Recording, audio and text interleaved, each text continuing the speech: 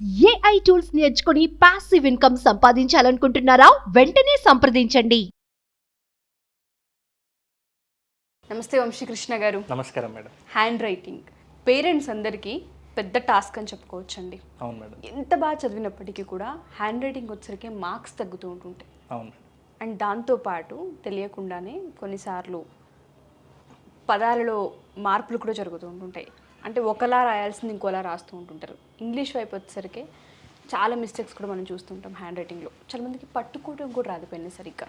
వాళ్ళు బాగా చదువుతారు, బట్ ఎక్కువసేపు రాయలేరు, పెయిన్ వస్తుందంటారు. దానివల్ల ఎగ్జామ్లో టైం అయిపోతూ ఉంటుంటుంది. హ్యాండ్ రైటింగ్ కష్టాలు చాలా ఉంటాయండి. హ్యాండ్ రైటింగ్ ఇంప్రూవ్ అవ్వాలి అనుకున్నా, పెన్ను పట్టుకునే విధానం రావాలి అనుకున్నా, హ్యాండ్ రైటింగ్ ఇంప్రూవ్ చేసుకోవాలనుకునే టిప్స్ ఏంటి అసలు? Yes madam. యాక్చువల్గా మీరు ఇంతకుముందు అన్నారు కదా, కొంతమంది రాయడంలో లోపాలు జరుగుతాయని. కొంతమంది సీని ఇలా రాసేది తిప్పి రాస్తారు, కొంతమంది పీని బీగా రాస్తారు. బీ రాయమంటే కొంతమంది ఇక్కడ సర్కిల్ ఇస్తారు, ఇక్కడ ఇచ్చే సర్కిల్ ఇక్కడ. ఏం రాయమంటే డబ్ల్యూ రాస్తారు. అయితే యాక్చువల్గా దీన్ని సైకాలజీలో డిస్గ్రాఫియా అంటారు. అంటే డిస్గ్రాఫియా అంటే రాయడంలో ఇబ్బందులు ఎదుర్కొనడాన్ని డిస్గ్రాఫియా అంటారు. అయితే చాలామందికి ఈ డిస్గ్రాఫియా రావడానికి రీజన్ ఏంటంటే వాళ్ళు హ్యాండ్ రైటింగ్ మీద ఫోకస్ చేయకపోవడం. ఫస్ట్ ఆఫ్ ఆల్, ఒకవేళ డిస్గ్రాఫియా ప్రాబ్లం ఏ చిల్డ్రన్కి ఉండకూడదంటే ఫస్ట్ ప్రతి పేరెంట్ కూడా వాళ్ళు చిన్నప్పుడే కొన్ని యాక్టివిటీస్ ఇవ్వాలి. అంటే క్లే దగ్గర ఆడిపించడం కానీ, లేకుంటే చిన్న చిన్న వస్తువులు కత్తిరించడం కానీ, పట్టుకోవడం కానీ, విసరడం కానీ, మళ్ళీ క్యాచ్ పట్టుకోవడం లాంటివి. అంటే ఏదైతే చేతికి సంబంధించినటువంటి ఫింగర్ యాక్టివిటీస్ ఉంటాయో ఈ ఫింగర్ యాక్టివిటీస్ని చిన్న చిన్నగా చేయించాలి. ఈ మధ్య కాలంలో ఈ ఫింగర్ యాక్టివిటీ అనేది తగ్గిపోయింది. చాలా తగ్గిపోయింది. ఎందుకంటే మొబైల్ ఓన్లీ ఇదొక యాక్టివిటీ మాత్రమే స్టార్ట్ అయింది కాబట్టి మాత్రమే నడుస్తూ ఉంటుంది. కాబట్టి చాలా మందికి ఇప్పుడు డిస్గ్రాఫియా అనేది ఒక సర్వేలో చూశాను మేడం. ఆఫ్టర్ లాక్డౌన్ ఈ డిస్గ్రాఫియా అనేది ప్రతి 10 మందిలో 4 నుంచి 5 మంది ఎదుర్కొంటున్నారు. అంటే రాయడం అంటే అసలు వాళ్ళకి ఇంట్రెస్ట్ లేదు, రాయాలనే ఆసక్తి కూడా వాళ్ళు చూపలేకపోతున్నారు. ఒకవేళ రాయాల్సి వచ్చినా కూడా వాళ్ళు అనాసక్తి చూపిస్తున్నారు. అంటే ఇది ఇప్పుడు రాయాలన్నా, ఇది రాయాల్సిన అవసరం ఏముంది, దీనికి ఆల్టర్నేట్ ఆప్షన్ ఏముంది. కానీ ప్రతి స్టూడెంట్కి నేను చెప్పే ఉద్దేశం ఏంటంటే రైటింగ్ అనేది చాలా ఇంపార్టెంట్ స్కిల్. మనం అనుకున్నాం కదా, మనం ఎంత నాలెడ్జ్ ఉంది అనేది ఇంపార్టెంట్ కాదు, ఆ ఉన్న నాలెడ్జ్ని పేపర్ మీద ఎంత బాగా పెడుతున్నాం అనేది చాలా ఇంపార్టెంట్. సో ఎవరైతే చాలామంది మిస్టేక్స్ చేస్తున్నారు, ఇప్పుడు హ్యాండ్ రైటింగ్ ఎందుకు బాగుండదంటే అక్షరాల షేప్ అనేది చాలామంది చెడగొడతారు మేడం. కాబట్టి అందంగా ఉన్న అక్షరాలను చెడగొట్టే హక్కు ఎవరికి లేదు ఫస్ట్ ఆఫ్ ఆల్. కాబట్టి మనం ఈ సందర్భంగా నేను ఒక చిన్న విషయం చెప్తాము. Face is the index of the mind అంటాం.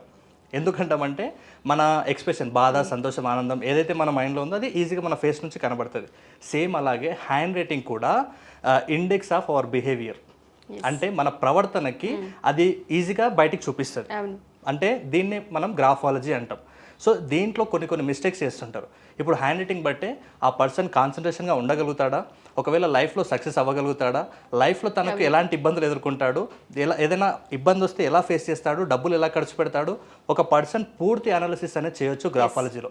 సో చాలామంది మిస్టేక్స్ రాస్తున్నారు, రాయడంలో కూడా తప్పులు చేస్తున్నారు. ఆ తప్పులు చేయడం ద్వారా కూడా వాళ్ళ మైండ్ సెట్ కూడా పర్ఫెక్ట్గా లేదు. ఒక చిన్న కొటేషన్ ఉంటుంది మేడం, ఏంటంటే మన తలలో ఆలోచనలు మారినంత వరకు తరాలు మారినా కూడా మన తలరాతలు మారవంట.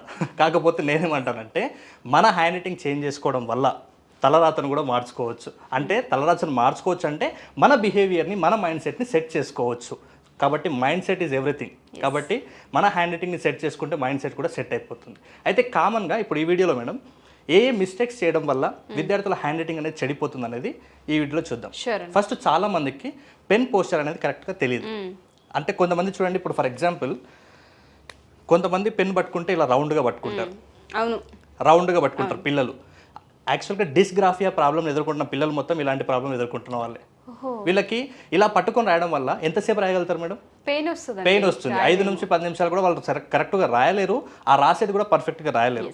సో మరి హ్యాండ్ రైటింగ్ కరెక్ట్ పోస్చర్ ఏంటంటే ఎందుకంటే మేడం చూపుడు వేలు, బొటన వేలు ఈ రెండు ఆపోజిట్లో ఉండాలి. ఈ మిడిల్ ఫింగర్ ఉంటుంది కదా, ఈ మిడిల్ ఫింగర్ అనేది ఇలా సపోర్ట్గా ఉండేటట్టుగా ఉండాలన్నమాట. మరి పెన్ ఎక్కడ పట్టుకోవాలి? ప్రతి పెన్ను కూడా ఇక్కడ కోన్ షేప్ ఉంటుంది. ఈ కోన్ షేప్కి కొంచెం పైభాగంలో పట్టుకోవాలి. ఇలా పట్టుకున్నప్పుడు మనం రాయడానికి ఈజీగా ఉంటుంది, ఎంతసేపు అయినా కూడా రాయొచ్చు. చాలామంది ఎగ్జామ్ హాల్లో కొంత సమయం రాసి ఇలా అలా అంటుంటారు, చేయి నొప్పి పడుతుంది. అక్కడ మెయిన్ ప్రాబ్లం ఏంటంటే అసలు పెన్ను పట్టుకునే పోస్చర్ వాళ్ళకి తెలియదు. దీని ద్వారా వాళ్ళు కరెక్ట్గా రాయలేకపోతున్నారు, అందంగా కూడా రాయలేకపోతున్నారు. కాబట్టి పెన్ పోస్చర్ అనేది చాలా చాలా ఇంపార్టెంట్. చెప్తున్నాను కదా, ఈ 2 ఫింగర్స్ చూపుడు వేలు బొటన వేలు ఆపోజిట్ వేలో ఉండాలి.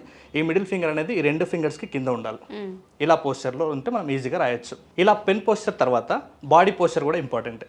మనము యాక్టివ్గా ఉండి నీట్గా రాయాలి అంటే మన బాడీ పోస్చర్ కూడా ఇంపార్టెంట్. చాలామంది విద్యార్థులు ఒక రాసేటప్పుడు ఆ బుక్ మీద పడిపోతుంటారు, దాని మీద నిద్రపోయినట్టుగా రాస్తుంటారు. ఆ హ్యాండ్ పోస్చర్ కూడా కరెక్ట్ ఉండదు. కాబట్టి ఇలా రాయడం వల్ల హ్యాండ్ రైటింగ్ చెడిపోతుంది. పెన్ పోస్చర్ అనేది ఎంత ఇంపార్టెంటో సేమ్ బాడీ పోస్చర్ కూడా అంతే ఇంపార్టెంట్. మనం కరెక్ట్గా కూర్చోవాలి, వెన్నెముక నిటారుగా ఉంచి బాడీని బెండ్ చేయకూడదు, హెడ్ని మాత్రమే బెండ్ చేయాలి. హెడ్ బెండ్ చేసి రాయాలి. మన హ్యాండ్ అనేది 90 డిగ్రీస్ ఉండాలి. నెక్స్ట్ దీని తర్వాత మనం ఏదైతే రాస్తున్నామో పేపర్ కావచ్చు నోట్బుక్ కావచ్చు, నోట్బుక్ పోస్చర్ కూడా చాలా ఇంపార్టెంట్. మనం రాస్తున్నప్పుడు కొంతమంది ఇట్లా 90 డిగ్రీస్ పెట్టుకొని రాస్తుంటారు. 90 డిగ్రీస్ పెట్టుకొని ఎప్పుడు రాసినా కూడా హ్యాండ్ రైటింగ్ నీట్గా రాదు. జస్ట్ 35 డిగ్రీస్ బెండ్ చేసి రాయాలి. కాబట్టి ప్రతి ఒక్కరు గుర్తుపెట్టుకోండి, మీ హ్యాండ్ రైటింగ్ ఎక్కడ చెడిపోతుందంటే ఫస్ట్ పెన్ పోస్చర్లో చెడిపోతుంది, నెక్స్ట్ మీ బాడీ పోస్చర్లో చెడిపోతుంది, నెక్స్ట్ మీరు రాసి ఆ నోట్బుక్ ఉంది కదా ఆ నోట్బుక్ పోస్చర్ కరెక్ట్గా పెట్టకపోవడం వల్ల మీ హ్యాండ్ రైటింగ్ చెడిపోతుంది. ఈ 3 పోస్చర్స్ పాటిస్తే ఆటోమేటిక్గా హ్యాండ్ రైటింగ్ సెట్ అవుతుంది. నెక్స్ట్ సెకండ్ వన్ వచ్చేసి షేప్స్. ప్రతి లెటర్ని కూడా మన హ్యాండ్ రైటింగ్ ఎక్స్పర్ట్స్ అంటే ప్రతి సందర్భంలో కూడా నేను చెప్తుంటాను మన ఎవ్రీ సండే జరిగే క్లాసెస్లో, ఫస్ట్ హ్యాండ్ రైటింగ్ నేర్చుకోవాలంటే హ్యాండ్ రైటింగ్ ఫస్ట్ లెటర్సే నేర్చుకోవాలి. ఎందుకంటే ప్రతిదానికి ఒక షేప్ ఉంటుంది. కొంతమంది స్టైల్ కానీ ఎస్ని బెండ్ చేసి రాయడము, ఎస్కి ఇంకా పెద్ద తోక లాంటిది అంటించడం, ఇట్లాంటి పనులు చేస్తుంటారు. ఎప్పుడైతే మన హ్యాండ్ రైటింగ్ నీట్గా అనిపించాలంటే ఫస్ట్ ఆ అక్షరాలని ఏ సైజులో రాయాలి, ఏ షేప్లో రాయాలి, అదే షేప్లో రాయాలి. మనం ఎక్కువైతే ఏదైతే ఇస్తుంటామో ఆ కనెక్షన్స్ కూడా మనకు ఓవర్ కాన్ఫిడెన్స్ అని ఇండికేట్ చేస్తుంటాయి గ్రాఫాలజీలో. కాబట్టి ప్రతి లెటర్ షేప్ అనేది చాలా చాలా ఇంపార్టెంట్. ఈ షేప్స్ కొంతమంది సరిగా రాయకుండా బెండ్ చేసి రాయడమో లేకుంటే సగం రాయడమో చేస్తుంటారు. దీనివల్ల హ్యాండ్ రైటింగ్ చెడిపోతుంది. ఫస్ట్ వచ్చేసి మనం పోస్టర్ చూసాం, అంటే పెన్, బాడీ, అలాగే పేపర్. దాని తర్వాత షేప్స్ గురించి ప్రతి లెటర్ కూడా ఎలాంటి షేప్ ఉండాలి దాని గురించి మాట్లాడాం. నెక్స్ట్ వచ్చేసి హ్యాండ్ రైటింగ్ చెడిపోవడానికి ప్రధాన కారణం కనెక్షన్స్. అంటే కనెక్షన్స్ అంటే ఏంటండి? కర్సివ్ హ్యాండ్ రైటింగ్ లో ఇప్పుడు ప్రతిదానికి కనెక్షన్ ఉంటుంది.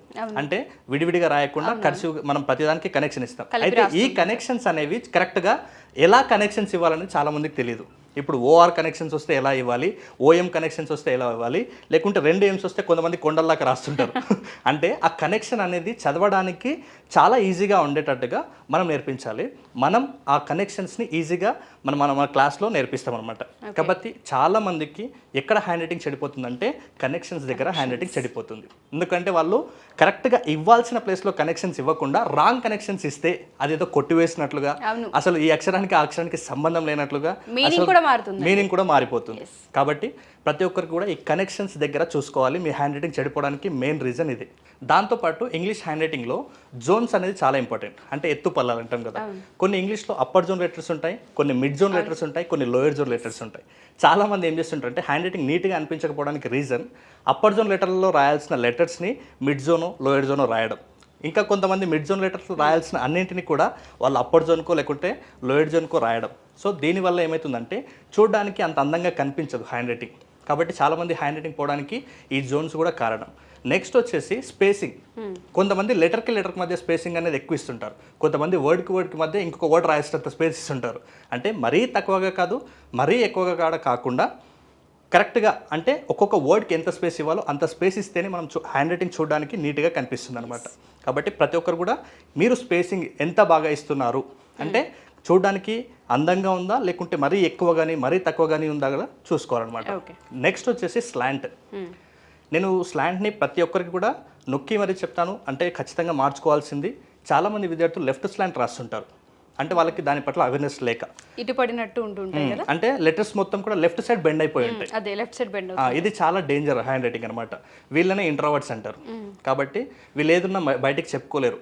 వీళ్ళు ఏదైనా అంటే బాధ, సంతోషం దేనైనా కూడా లోపల పెట్టుకుని వాళ్ళంతటా వాళ్ళే అనుభవిస్తుంటారు. కాబట్టి ప్రతి ఒక్కరు కూడా నేను చెప్తున్నాను, లెఫ్ట్ హ్యాండ్ రైటింగ్ ఎవరైతే ఉందో వాళ్ళు వెంటనే, అంటే లెఫ్ట్ స్లాంట్ హ్యాండ్ రైటింగ్ ఎవరైతే ఉన్నారో వాళ్ళు వెంటనే మీ హ్యాండ్ రైటింగ్ని మార్చుకోవాలి.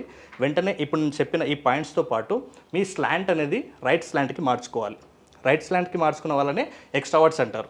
అంటే లోపల బాధ ఉన్నా సంతోషం ఉన్నా వేరొకరికి చెప్పి వాళ్ళు షేర్ చేసుకుంటారు అనమాట. కాబట్టి next very very important base line. అంటే మనం రాసేటప్పుడు ఇంతకుముందు చెప్పిన పాయింట్స్ అన్నిటితో పాటు బేస్ లైన్ టెక్నిక్ అనేది చాలా ఇంపార్టెంట్. అంటే మనం బేస్ లైన్ టెక్నిక్ ద్వారా ప్రతి లెటర్ కూడా బేస్ లైన్కి టచ్ చేసే బేస్ లైన్కి అనుగుణంగానే రాస్తామన్నమాట. కాబట్టి ఈ బేస్ లైన్కి సంబంధించినటువంటి లెటర్స్ని ఎలా రాయాలి, ఈ బేస్ లైన్ ఎలా వినియోగించాలనేది కూడా మనం ఈజీగా తెలుసుకున్నట్లయితే, ఈ పాయింట్స్ మనం ఫాలో అయినట్లయితే ఈజీగా మీ హ్యాండ్ రైటింగ్ నీట్గా అందంగా కనిపిస్తుంది. ఓకే, బట్ మీరు చెప్పినట్టుగానే ఇందులో 6-7 పాయింట్స్ చాలా క్లియర్గా కనిపిస్తున్నాయి వంశీ గారు. ఒకటి madam. స్లాంట్ అని చెప్పారు, అండ్ దాంతోపాటు బేస్ లైన్ అని చెప్తూ ఉన్నారు, దాంతోపాటు కనెక్షన్, ఎస్పెషల్లీ పెన్ పట్టుకునే విధానం, కూర్చునే పోస్చర్, ఇవన్నీ కూడా మ్యాటర్ అవుతున్నాయి హ్యాండ్ రైటింగ్కి. ఇవి ఎక్కడ ఎక్కువ అవసరం అంటే కొన్ని రోజులు హోంవర్క్, ఇంట్లో చేసే హోంవర్క్ కావచ్చు, స్కూల్లో రాసే హోంవర్క్ కావచ్చు, అక్కడ టైం ఉంటుంది, మనకు కావాల్సినంత విధంగా వాడుకోవచ్చు. బట్ ఎప్పుడైతే ఎగ్జామ్ టైం ఉంటుందో అప్పుడు మాత్రం ఖచ్చితంగా అలర్ట్గా ఉండాలి, స్పీడ్గా రాయడం రావాలి, అండ్ దాంతోపాటు హ్యాండ్ రైటింగ్ బాగుండాలి. అది కర్సివ్ అయితే పదాలు ఏ విధంగా రాస్తాం అనేది కూడా మ్యాటర్ అవుతూ ఉంటుంది. సో పేరెంట్స్, మా పిల్లల విషయాల్లో హ్యాండ్ రైటింగ్కి సంబంధించి కొంత గ్యాప్ ఉంది, లేదంటే ఎక్కువసేపు రాయలేరు, చదివింది బాగా చెప్పగలరు కానీ రాసే విషయానికి వచ్చేసరికి మాత్రం పెయిన్ వస్తుందని చెప్తూ ఉంటుంటారు, హ్యాండ్ పెయిన్ అంటుంటారు, బ్యాక్ పెయిన్ అంటుంటారు, ఎక్కువమంది ఎక్కువసేపు కూర్చొని కూడా రాయలేరు. ఇలా దాంతోపాటు మీరు బుక్ కూడా చెప్పారు 35 degreesలో పెట్టాలి అని, చాలా మందికి అది కూడా తెలియదు. సో వీటి గురించి టిప్స్ అండ్ టెక్నిక్స్ కావాలి అనుకున్నా, హ్యాండ్ రైటింగ్ ప్రాక్టీస్ చేయాలి అనుకున్నా, అండ్ దాంతోపాటు మెమరీ పవర్, ఇది చాలా అవసరం. దీనికి స్పెషల్ క్లాస్ చాలా మంది డిమాండ్ చేశారు మిమ్మల్ని. సో ఫర్దర్గా క్లాసులు ఎప్పుడు ఉండబోతున్నాయి? ఎవ్రీ సండే హ్యాండ్ రైటింగ్ క్లాసులు ఎలాగో మనం తీసుకుంటున్నాం, దానికన్నా ముందు మెమరీ పవర్ కూడా అడుగుతున్నారు కాబట్టి అడుగుతున్నాను, క్లాసెస్ ఎప్పుడు ఉండబోతున్నాయి? సో నెక్స్ట్ బ్యాచ్ వచ్చేసి June 15th నుంచి మనం స్టార్ట్ చేయబోతున్నాం మేడం. దీంట్లో మెమరీ టెక్నిక్స్ అంటే ఏదైనా విషయాన్ని ఎలా చదవాలి, ఎలా గుర్తుపెట్టుకోవాలి, గుర్తుపెట్టుకున్న దాన్ని మళ్ళీ ఎలా రివిజన్ చేసుకోవాలి, రివిజన్ చేసుకొని పరీక్షలు అంటే పరీక్షలో ఎలా అందంగా రాయాలి, దీనికి సంబంధించి పూర్తి డాటాని ఒక స్టూడెంట్కి ఎలాంటి అయితే లక్షణాలు పాటిస్తే ఒక విద్యార్థి సక్సెస్ఫుల్ స్టూడెంట్ అవుతాడో అలాంటి అన్ని ఆ లక్షణాలు ఏవైతే ఉండాలో, ఏ టెక్నిక్స్ వాళ్ళకి అవసరమో అవన్నీ కూడా మనం June 15th జరగబోయే క్లాస్లో ప్రతి ఒక్కరికి నేర్పిస్తాం మేడం. దాంతోపాటు స్పీడ్ రీడింగ్ టెక్నిక్స్ కూడా, అంటే మెమరీ టెక్నిక్స్ వస్తాయి. అలాగే చాలామంది సిలబస్ కంప్లీట్ అవ్వలేక, అంటే ఎలా స్పీడ్గా చదివి దాన్ని సిలబస్ కంప్లీట్ చేసుకోవాలో చాలామందికి తెలియదు. సో దాన్ని బేస్ చేసుకొని మనం స్పీడ్ రీడింగ్ టెక్నిక్స్ కూడా అందిస్తాము. ఈ వర్క్షాప్ అనేది 10 days ఉంటుంది మేడం. June 15th నుంచి స్టార్ట్ అవబోతుంది. ఎవరికైనా ఆసక్తి కలిగిన వాళ్ళు ఉంటే వెంటనే మన స్క్రీన్ మీద కనబడే నెంబర్కి కాలర్ మెసేజ్ చేసి మీ సీట్ని ఎన్రోల్ చేసుకోవచ్చు. దాంతోపాటు ఎవ్రీ సండే కూడా, అంటే ఇంతకుముందు మనం హ్యాండ్ రైటింగ్ చెప్పాం కదా, కొన్ని ఏదైతే మిస్టేక్స్ చేస్తున్నారో ఈ మిస్టేక్స్ అన్నింటినీ మనం అక్కడ ఓవరాల్గా దాన్ని క్లియర్ చేసేసి మీ హ్యాండ్ రైటింగ్ అందంగా మార్చుకోవాలంటే ఒక 1 day మీ టైం టేబుల్ నుంచి టైం తీసి నా దగ్గరికి రండి. ఆఫ్లైన్ క్లాస్ ఉంటుంది మేడం, ఇది ఆఫ్లైన్ క్లాస్ ఉంటుంది. ప్రతి ఒక్కరు అంటే లైవ్లో ఇక్కడికి రావాల్సి ఉంటుంది. మార్నింగ్ 10 to 4:30 వరకు మనకు హ్యాండ్ రైటింగ్ క్లాస్ ఉంటుంది. జస్ట్ ఆ 1 dayలో మీరు 2 types ఆఫ్ హ్యాండ్ రైటింగ్, అంటే కర్సివ్, నాన్ కర్సివ్ రెండు నేర్చుకుంటారు. నేను చెప్తున్నాను, just 2 to 3 hours me hand writing మొత్తానికి చేంజ్ చేసి పంపిస్తారు. షూర్ వంశీ గారు, థ్యాంక్ యూ అండి, thank you so much. Thank you madam. So ఎవరైనా సరే ఎవ్రీ సండే హ్యాండ్ రైటింగ్కి సంబంధించిన క్లాస్ జరుగుతూనే ఉంటుంది, అది కూడా ఆఫ్లైన్. ఒక 1 day టైం టేబుల్ కనుక మీరు హ్యాండ్ రైటింగ్కి సంబంధించి కేటాయించుకోవాలి అనుకుంటే ఖచ్చితంగా అందులో చాలా ఇంప్రూవ్ కనిపిస్తూ ఉంటుంది మీకు. ఎవరైనా దీనికి సంబంధించిన డీటెయిల్స్ తెలుసుకోవాలి అనుకున్నా, క్లాస్కి ఎన్రోల్ చేసుకోవాలనుకున్నా కింద స్క్రోల్ అవుతున్న కాంటాక్ట్ని కాంటాక్ట్ చేయొచ్చు. అండ్ దాంతోపాటు స్పీడ్ రీడింగ్ అండ్ మెమరీ ఎక్కువ మంది అడుగుతుంటుంటారు, పిల్లలు మర్చిపోతున్నాము అండ్ దాంతోపాటు స్పీడ్ రీడింగ్ చేయలేకపోతున్నామని. June 15th దానికి సంబంధించిన క్లాస్ స్టార్ట్ చేయబోతున్నారు వంశీ గారు. కింద స్క్రోల్ అవుతున్న కాంటాక్ట్ నెంబర్ని కాంటాక్ట్ చేస్తే పూర్తి వివరాలు మీకు అందిస్తారు. Thank you. సుమన్ టీవీలో మీ పర్సనల్ అండ్ బిజినెస్ ప్రమోషన్స్ కోసం కింది నెంబర్కి కాంటాక్ట్ చేయండి.